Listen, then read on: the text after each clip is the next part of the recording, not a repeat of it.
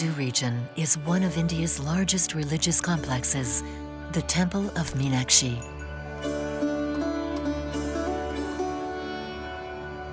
At the first light of dawn, when the sun rises over the city of Madurai, the immense towers of this extraordinary Hindu temple appear in the distance like sacred mountains in the center of the city.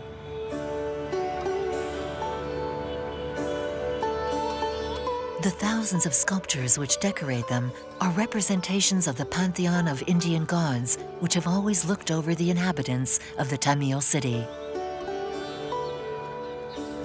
The temple honors the most famous couple of Hinduism, the god Shiva and his companion Meenakshi, after whom the temple was named. According to the legend, the divine spouses would have celebrated their marriage here and then elected to stay in two small sanctuaries separated at each end of the temple.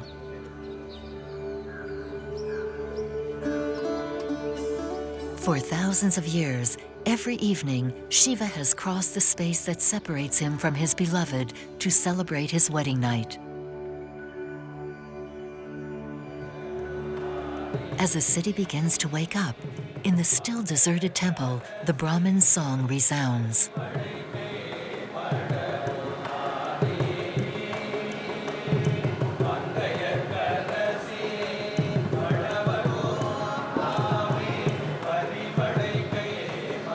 A song taken from the Vedas, the sacred Indian texts that are the oldest in the world.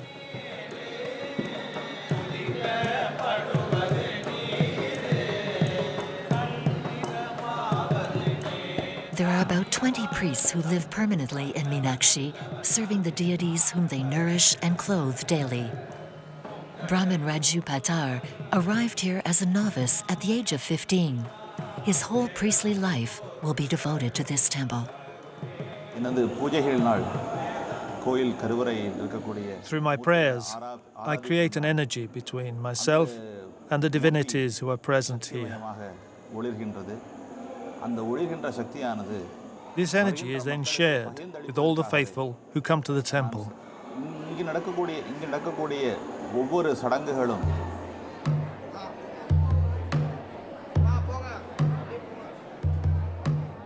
If the Brahmins are at the service of the needs of the gods, they are not the only interceders.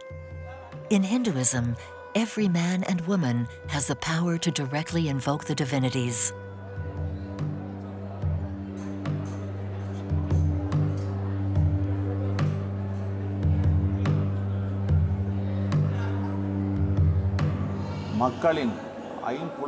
All of the Hindu rituals allow to awaken and activate the five senses of the human being.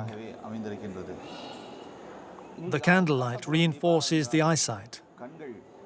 The smoke of incense reinforces the sense of smell. Hearing or listening to the litany of prayers, called mantras, strengthens hearing.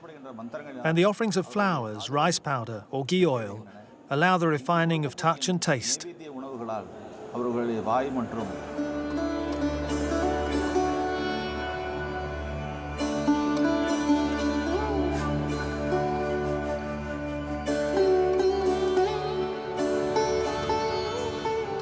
immense Meenakshi Temple stands proud in the middle of the city of Madurai and its 1 million inhabitants. With an area of more than 6 hectares, it is the heart and lungs of the city. The walls of its multiple enclosures mark the symbolic border between gods and men.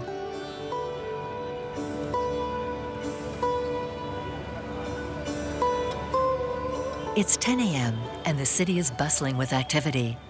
The prosperity of the population is entirely dependent on the temple, one of the most visited in India. No less than 15,000 visitors a day and up to 1 million at major festivals.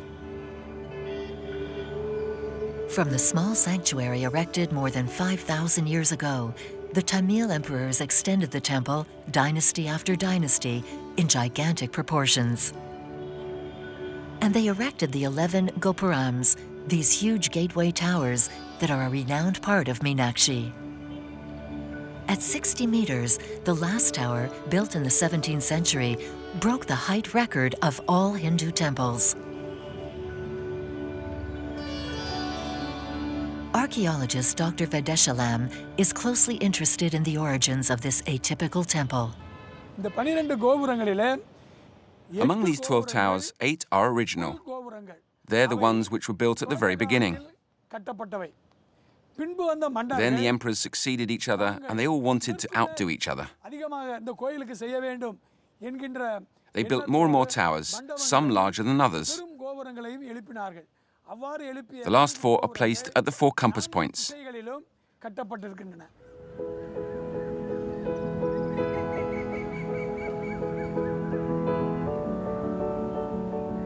The whole pantheon of the Hindu gods is joyfully spread out in great colorful chaos.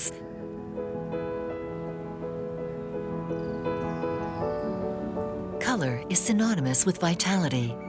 Moreover, the temple is newly repainted every 15 years. In India, people don't like the idea of dilapidation. Color is light emanating from the world of the gods.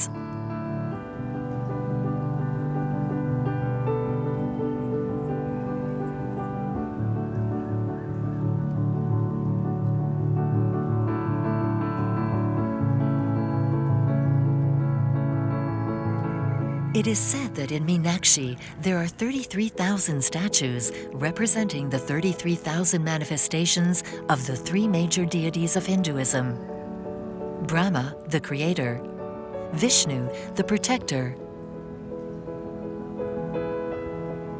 and Shiva, the destroyer, but also the one who renews life. He is the most revered Tamil god. இந்த வகையில் ஒவ்வொரு அரசரும் Each Tamil emperor had only one objective when he came to power: ஏதாவது ஒன்றை செய்ய வேண்டும், புதிதாக to preserve the existing rooms கோயிலை and build new ones. அதிகப்படியாக விரிவாக்கம் செய்ய வேண்டும் என்ற எண்ணத்தோடு With each new room, he also had to build the adjoining corridors with more and more decorations and more pillars. தேவையை கருதி அலங்காரத்தோடு அதிகமான தூண்களை உடைய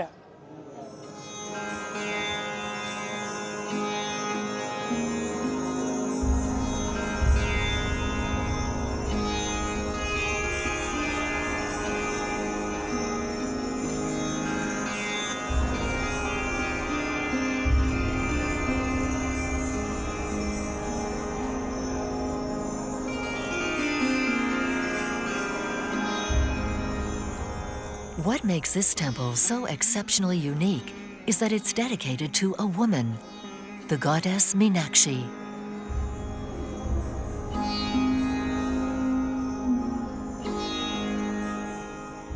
Geeta Pai, professor at the University of Berkeley, is particularly interested in this female figure who is so important she's had a temple dedicated to her.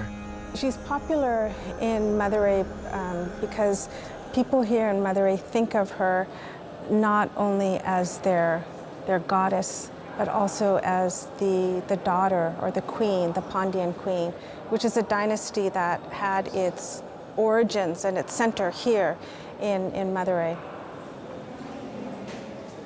And so, history blends with legend. Is Meenakshi a historical figure? A princess who ruled over southern India? Or, as legend has it, is she an invincible warrior turned goddess thanks to Shiva's love? The second Pandyan king and his wife were having difficulty bearing children. And that's when they were advised to do a fire sacrifice to produce a son. To their great surprise, a 3-year-old girl came out of the sacrificial fire with 3 breasts and fish eyes. She was named Minakshi, the beautiful one with the eyes of fish. And that's when a voice from the heavens telling the couple, don't worry, train your daughter as a son. Train her in all the martial arts, how to use weapons, how to be a good warrior. When she meets her future husband, the 3rd breast will fall.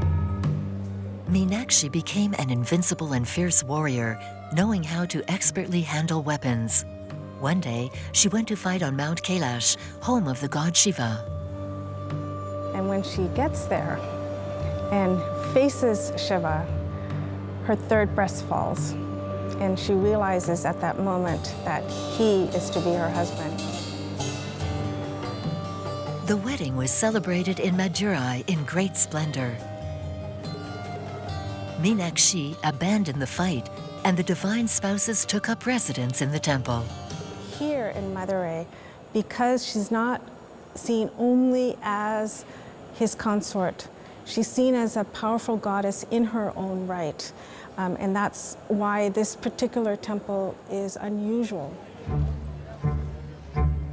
At the beginning of this afternoon in the northern district of Madurai, the flower market is in full swing.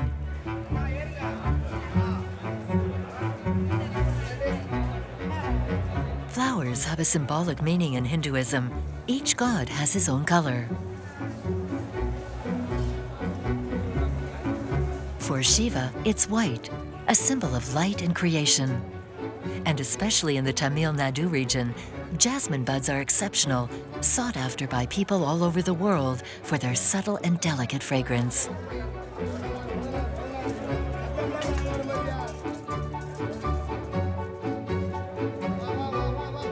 Woven in the form of garlands as offerings to the gods, jasmine is a symbol of the key moment in the life of Hindu women, their marriage.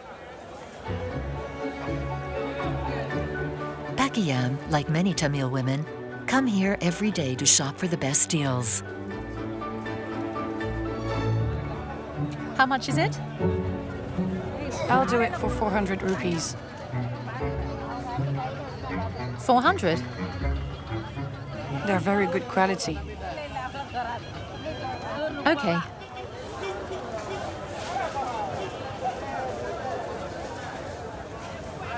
She will make her garlands around the temple in the afternoon when the heat drops and the faithful are more and more numerous.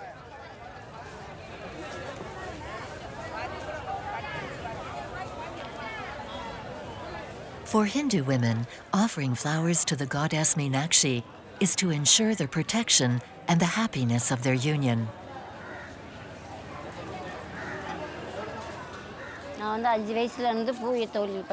I've been selling flowers since I was 5.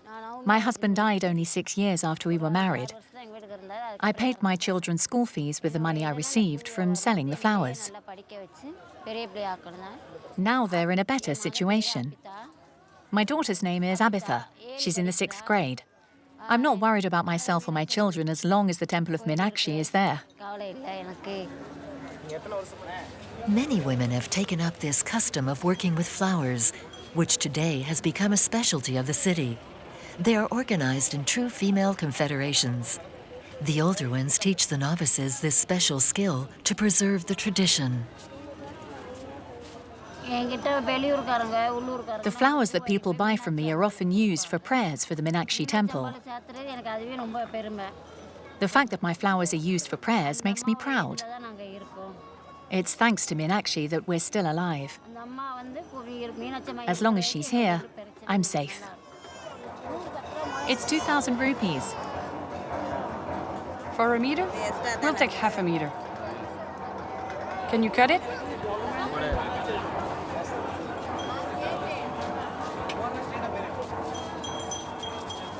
That's all for today.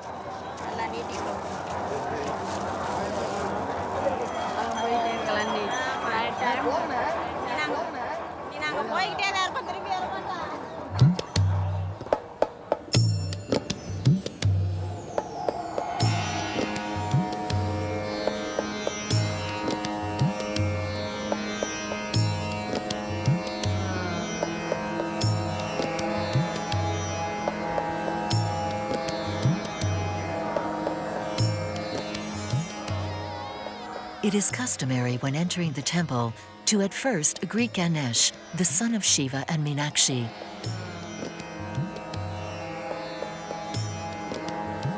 He is the god of wisdom, prudence, and benevolence, covered with ashes by the faithful, as if to ensure his constant resurrection.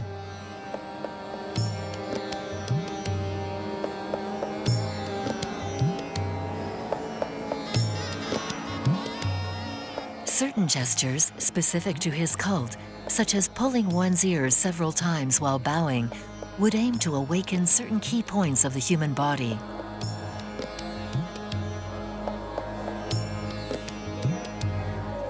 There is no collective cult in Meenakshi. Each one expresses his deep devotion in his own way and in complete freedom. Man's relationship with the gods is unique and intimate.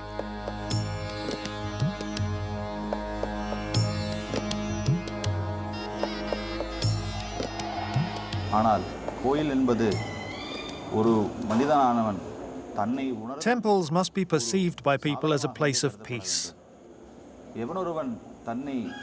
People who have understood this see that everything here is a sign of peace. This temple gives people a perspective of a better life, of peace, and also of comfort.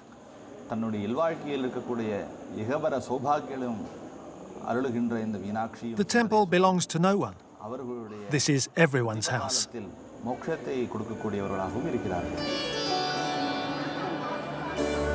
In an India long divided by a rigid caste system, Minakshi became the model of popular and triumphant Hinduism, a temple today accessible to all sections of the population. This temple is popular for the Tamil people, especially for women, because they feel if Meenakshi was able to get a good husband, that they also, by worshiping her, they themselves would get a good husband as well.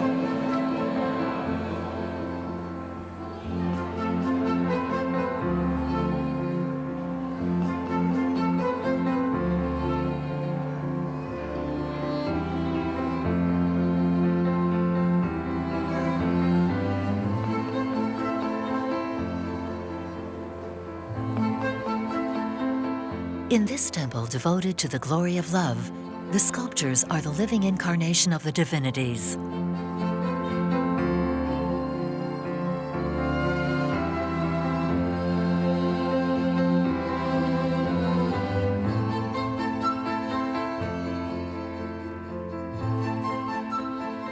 They are here, infinitely multiplied, each with its story. And we get lost in this complex mythology of names, figures, and forms. But how does a sculpture become a divinity? And where are these gods created?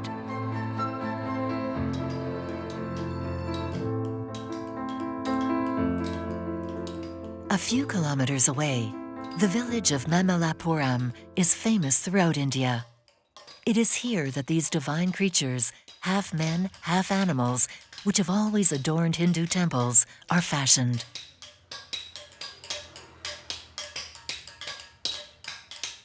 Not far from there, immense massifs of high-quality granite rise up, making this a legendary place. The Pallava dynasty, which ruled the region for a long time, used to have its idols carved there. The statues began to be built right here in Mamallapuram in the 6th century.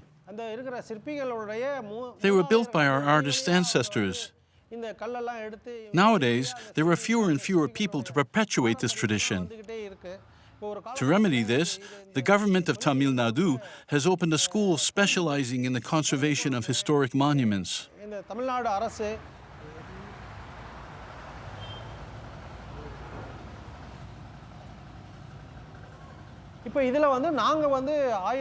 I joined the school in 1980.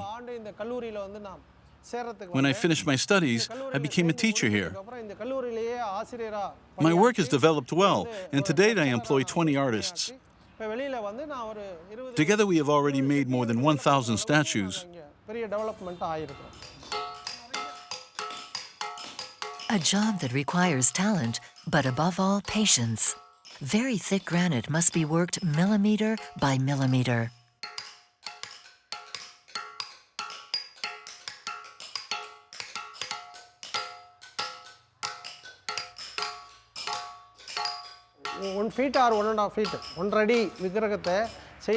To make a 50-centimeter statue, the artist needs 5 days.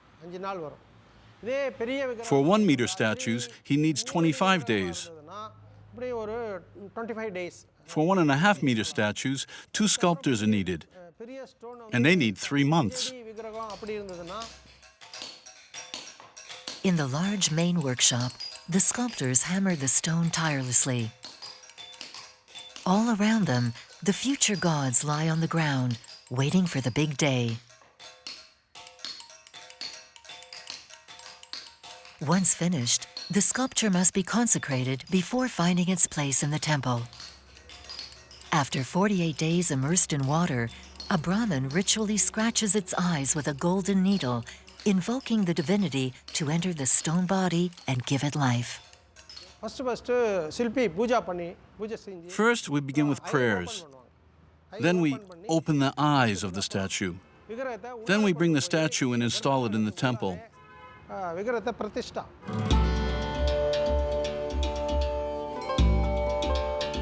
So by opening his eyes, the work of art is transformed into a living God who can look at and understand men.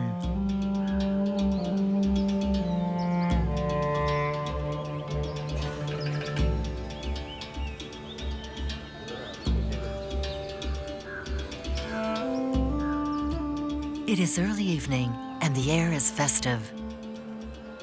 The god Shiva will leave his sanctuary soon to join his wife for the night. But tonight is also the Tamil New Year.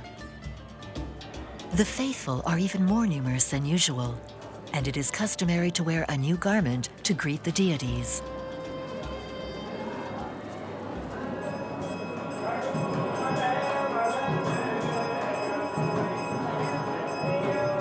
The gods' sculptures are more fragrant and colorful than ever.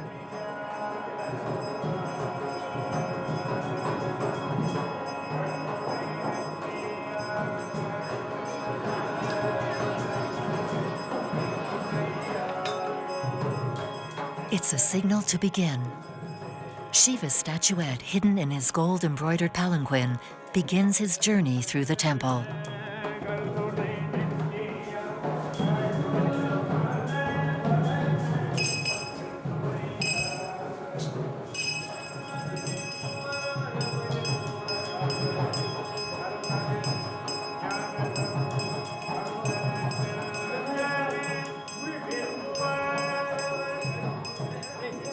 Shiva makes a small stop every evening to greet Ganesh, his beloved son.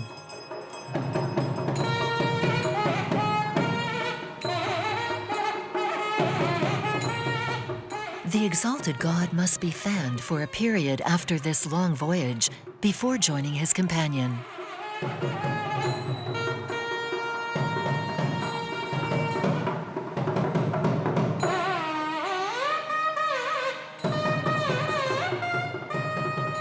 Officiating tonight is the Brahmin Raju Bhattar. He prepares the offerings with his elder, Brahmin Pupechi.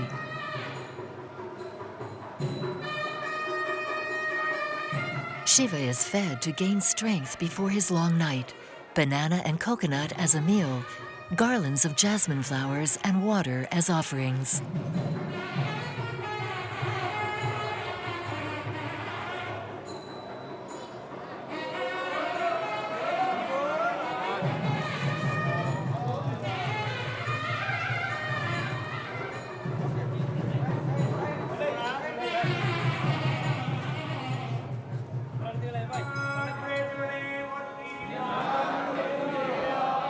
Then, as every night since the beginning, Shiva will honor his wife Meenakshi in the intimacy of his sanctuary.